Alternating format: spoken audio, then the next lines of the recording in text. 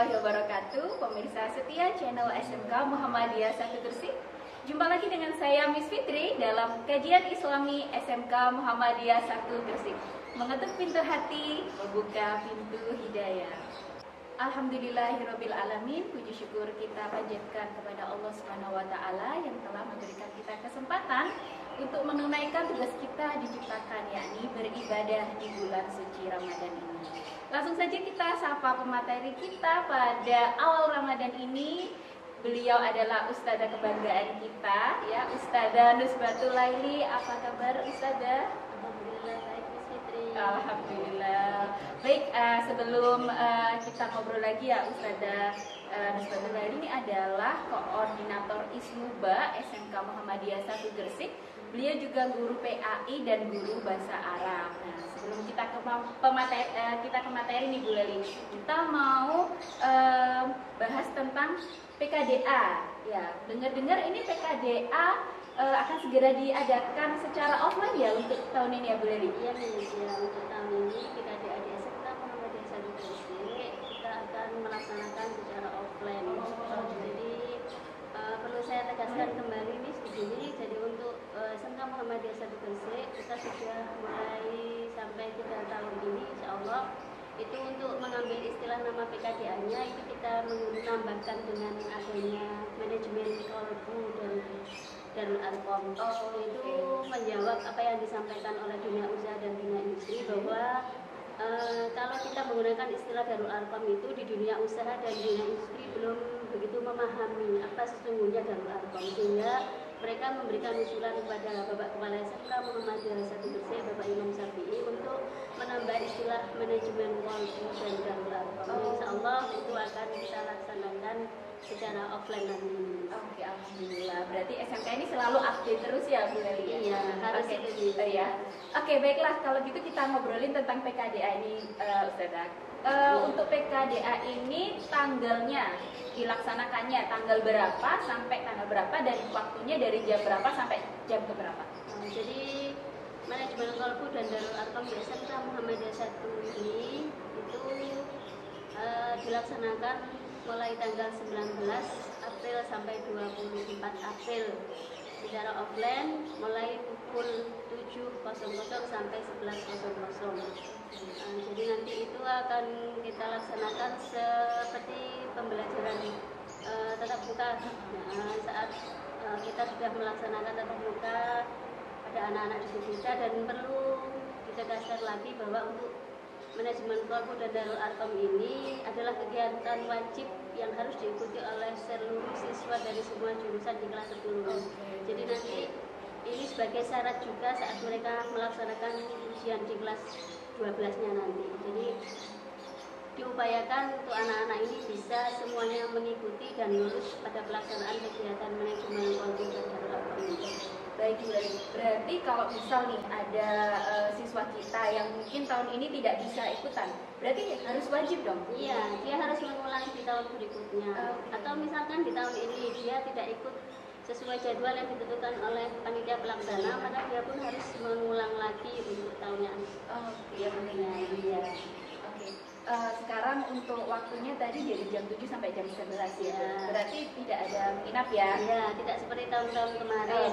Tapi durasi waktunya kita tambah. Biasanya kalau kita menginap kan kita hanya 3 hari. Kita buat selama 6 hari full. Tapi kita tanpa ada kegiatan menginap seperti tahun-tahun kemarin. Karena mungkin pandemi juga ya. ya. Kita masih menuju normal normal-normalnya ini. Jadi masih kita laksanakan dengan seperti itu. Selanjutnya pertanyaannya, Ustazah, sebenarnya tujuan PKDA ini apa sih? Kenapa sih anak-anak harus mengikuti dan wajib bahkan? Jadi tujuan dasar dari pelaksanaan manajemen kolbu dan Darul Arqam ini tidak lain adalah ingin memperdalam wawasan keagamaan pada anak-anak didik kita. Ya memang sih mereka sudah mendapatkan materi pendidikan al-Islam selama pembelajaran baik mulai kelas 10 sampai kelas 12. Tapi itu akan kita mantapkan lagi saat pelaksanaan di kegiatan Ramadan ini. Jadi materi-materi keagamaan yang sifatnya hanya bersifat umum itu nanti akan lebih luas kita memberikan pemahaman, ya kita akan memberikan pemahaman lebih dalam kepada anak-anak itu bagaimana memahami materi-materi keagamaan yang itu nanti juga di kegiatan PKDA ini akan kita kita tambah dengan memberikan praktek. Jadi kita akan mengadakan praktek pada anak-anak didik kita yang itu nanti akan dipantau oleh Bapak Ibu guru semua.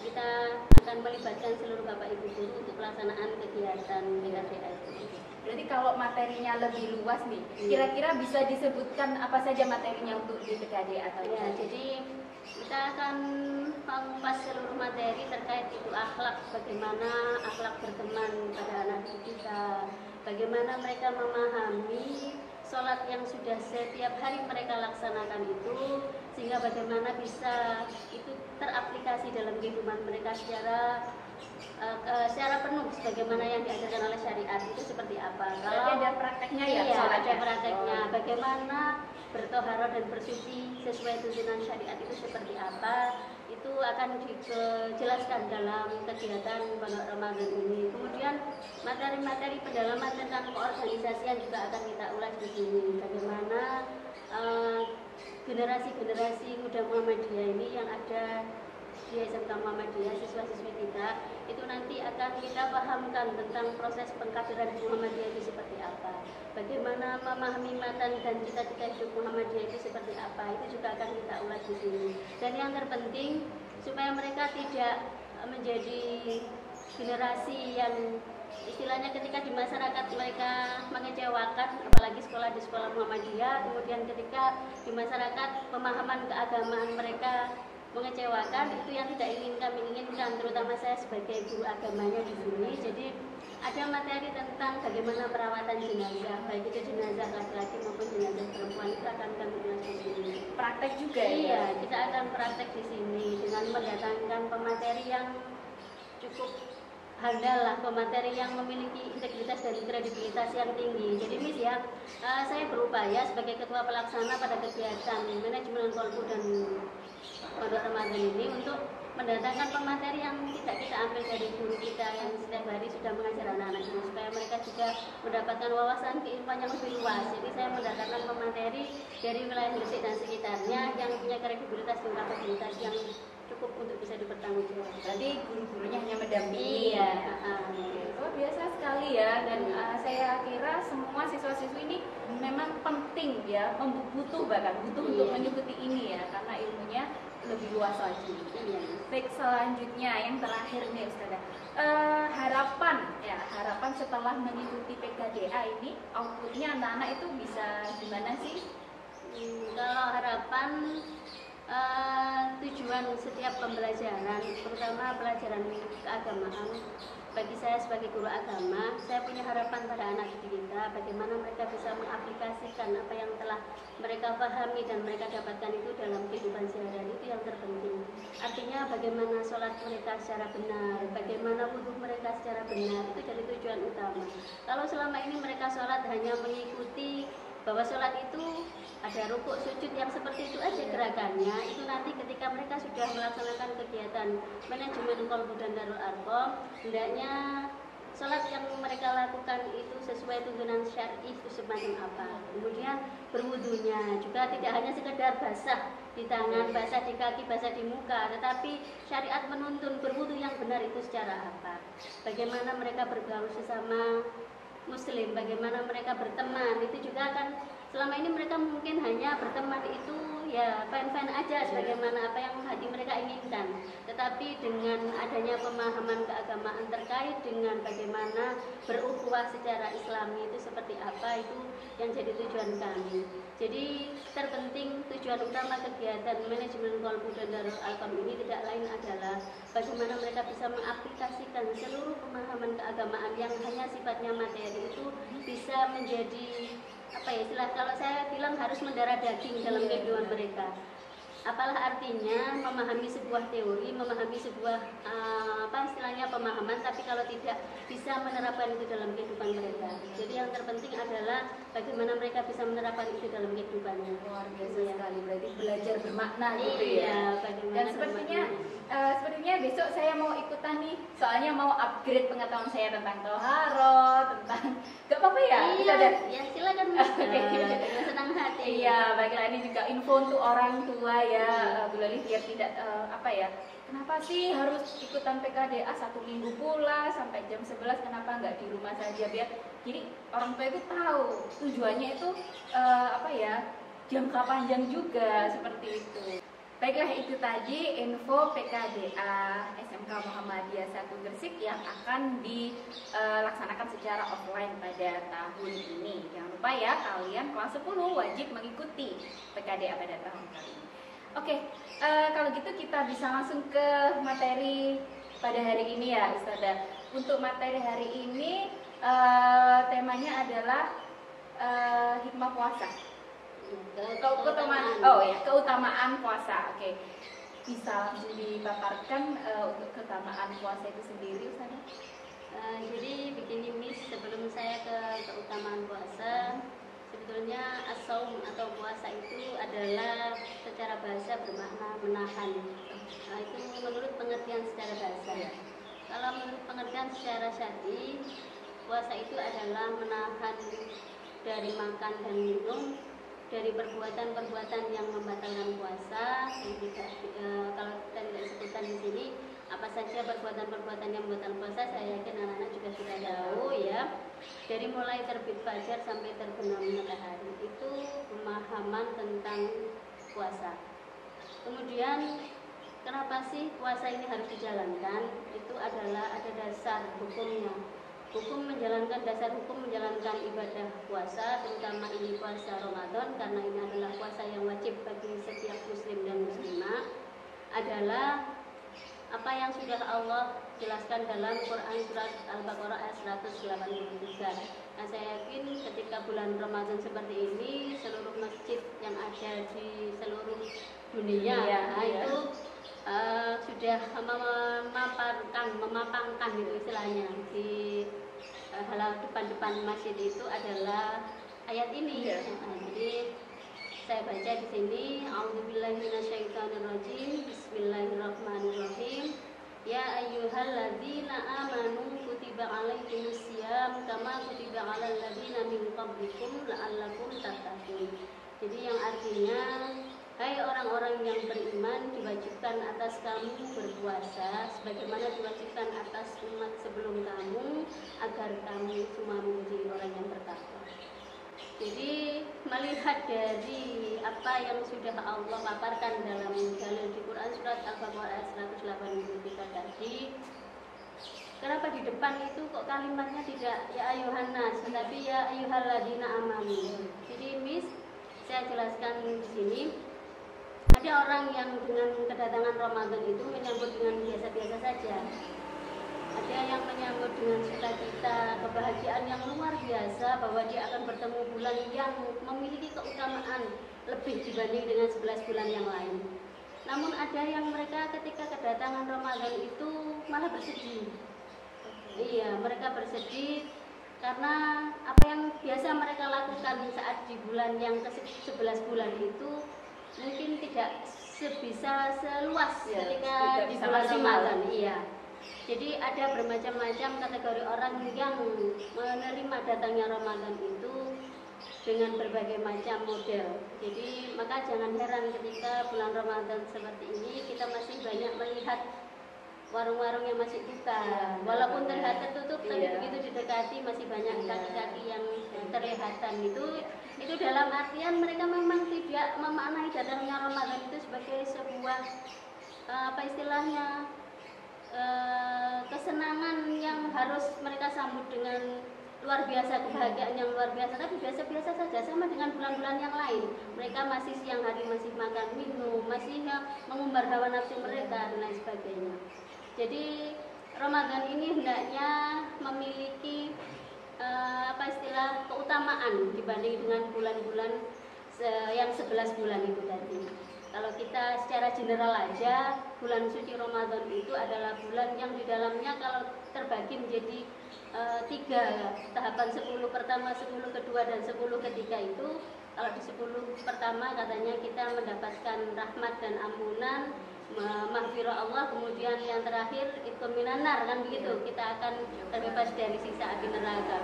Jadi keutamaan bulan suci Ramadan kalau boleh saya sampaikan adalah yang pertama itu kita bisa meraih jalan ketakwaan. Di akhir Quran surat Al-Baqarah ayat 180 tadi adalah pemberitahuan Allah terhadap orang-orang yang beriman, jika mereka melaksanakan ibadah puasa Ramadan maka mereka akan meraih derajat takwa tadi. Jadi yang pertama adalah jalan meraih ketakwaan tadi. Jadi mungkin kalau pas nggak puasa ya, biasanya ketakwaan itu hanya separuh-separuh gitu ya, saudara. Tapi nanti kalau pas puasa nanti bisa meningkat karena ada puasa, seperti itu ya. Iya, jadi di bulan suci Ramadan itu jalan meraih ketakwaannya terbuka begitu luas nih. Kita aja yang qiyamul lailnya, biasanya kita disuruh qiyamul lail itu dalam ajaran agamanya kalau tidak di bulan Ramadan kita harus bangun sepertiga malam. Iya. Tapi qiyamul lail di sini di bulan suci Ramadan dapat kita raih keutamaannya ketika kita sudah melaksanakan sholat isya. Langsung bisa kita sambung dengan sholat tarawih. Itu juga masuk dalam rangkaian qiyamul lail. Kalau kita mau meraih jalan ketakwaan di bulan suci Ramadan, ini saatnya karena Allah, Allah menebar pahala di bulan suci ini. Jadi nggak usah nunggu sepertiga malam bangun, setelah isya sudah bisa. Tapi kalau mau disambung ya bisa. Saatnya tidak ditutup dengan witir. Di malam hari kan Rasulullah juga sudah mencontohkan bagaimana beliau ketika sholat malam sampai digambarkan kakinya sampai puncak dan sebagainya.